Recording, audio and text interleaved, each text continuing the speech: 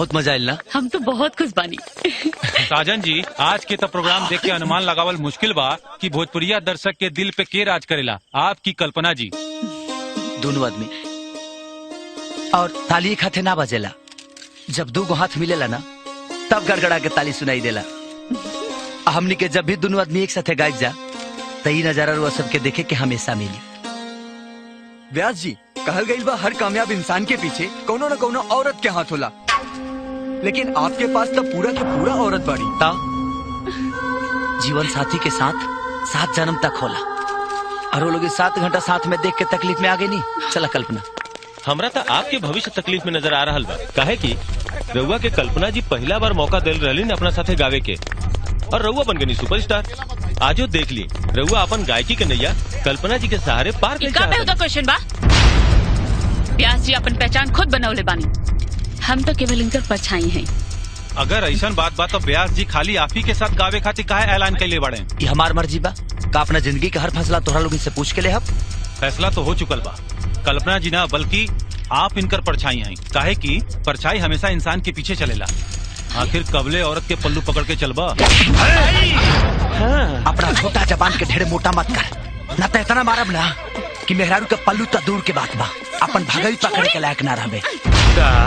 समझ ली? अपना चाल चलन पर ध्यान दा साजन साहब।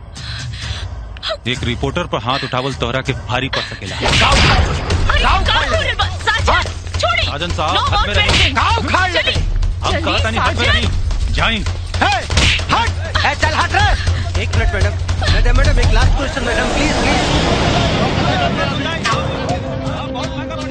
बम जी, ब्लास्ट एकदम सही समय पर भइल बा।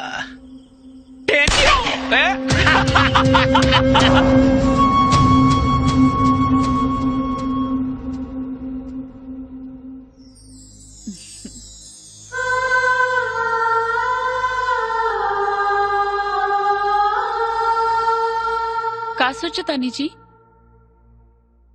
कुछ ना।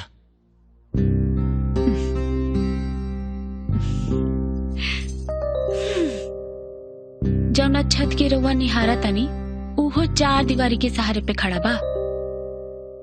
ई दुनिया में केहू बिना सहारा के नहीं खे। भक्त भगवान के सहारे बा तो भगवानो भक्त के सहारे बाड़न। ए जी, भूल जाई ना वो आवारा कुत्ता कुल के भौकल जे दूसरा की तरक्की देख के अनहरिया आ जाले सन। छोड़ी ना ये सब टेंशन, अब मोहब्बत के कनेक्शन जोड़ी बहुत ही मजा आई।